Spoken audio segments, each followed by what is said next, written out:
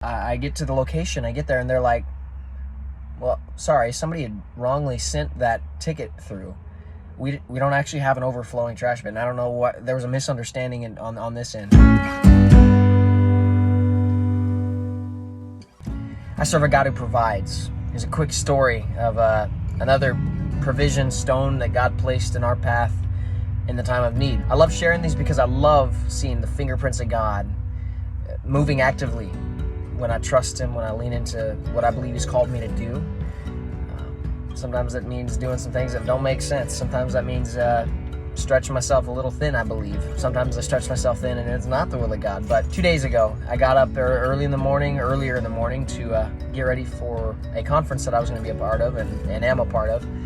It's actually where I'm headed now again. But I got up that morning, and after the previous days of assessing our budget and things like that, and realizing that this trip was going to be really tight based on our budget, the bills coming and what we had currently flowing in and all that kind of stuff. The day before, I began to pray, and I said, God, I need a job. Like, I do a lot of contract labor, and a lot of the type of contract labor that I do is on the spot.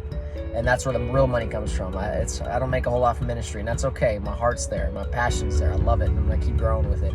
But in regards to where the money comes from, I do a lot of contract labor. I prayed and said, God, please send me a job out of nowhere, basically. And the day before the event, I thought maybe I'd get one. And there was multiple opportunities to get one, and then they fell through. As in, they came to me and I said, yeah, I'd like to do that. And then they got canceled, or something like that happened to cut them off. And so I'm still coming short on the funds to drive 6 hours in total, and in total over the weekend 12 hours in total to go to this conference and speak at. Well, long story short, I woke up the morning to leave, and I still didn't have a job, and I was trusting that God would make it work. Pretty sure that I was supposed to be there. And I get ready to head out the door, and I get a call from the contract company that I'm under, and they say, hey, we have an emergency job over here in Rome, Georgia. And I didn't know it at the time, but I looked up Rome, Georgia, and it was en route to the conference. I've never done a job that high up in the state of Georgia. And this particular area was right en route on where I needed to go, just veered off to the side there on the way up to the conference that I was heading to that day. So what I got to do is I listened to what they needed hauled. They told me they had a bunch of overfilled trash bags. Again, the story's not to the best part yet. A bunch of overfilled trash bags, about 3 loads, which is a lot.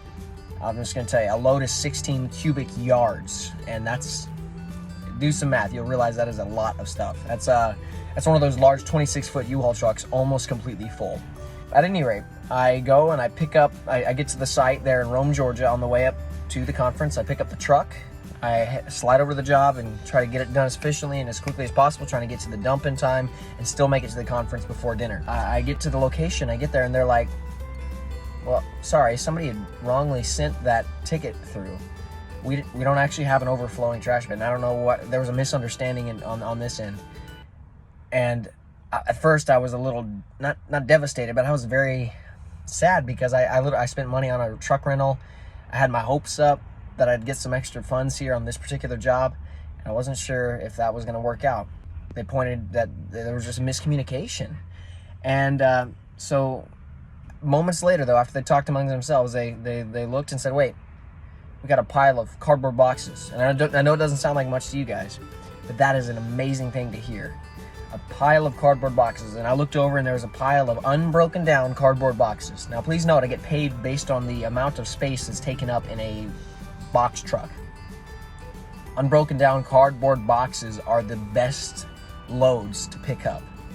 And so I didn't have to go and dig through a trash compactor or pick up a bunch of heavy trash bags and take hours and hours and hours to load this thing up. I literally was tossing cardboard boxes into the back of a truck for an hour, drove it over to the landfill, dropped it off, dropped the truck off, and got to the conference before dinner. Got to hang out and fellowship with other guys. God moved in the event, and I was able to make a good amount of money in an hour's worth of time that paid for the trip, that paid for bills coming up, and gave us some peace of mind. And God moved. I believe that with all my heart. You can't tell me with all the way in which it lined up on the map on the way up to the trip, and how if the miscommunication, and even if the communication was right, consider this. That's something that blows my mind still. If I had to pick up all the bags that was initially put down to be picked up, I would have been there until late that evening and probably would have missed the dump and would have had to sleep in the truck and miss the conference that day and come in really tight up against the time I had to speak the next morning. God knew what I needed. Sometimes it doesn't make sense when God calls you to step out, but God knows what you need to do what He's called you to do, whatever that is. So be faithful wherever He's called you to be faithful in. And don't despise small beginnings. Those seeds will grow. I believe that. Not standing from a place of a lot of grown seeds, but a place where I've got a lot of seeds and I see the germination, the blessing of God in many ways. Not just financially, not just physically, but in my spirit every single day.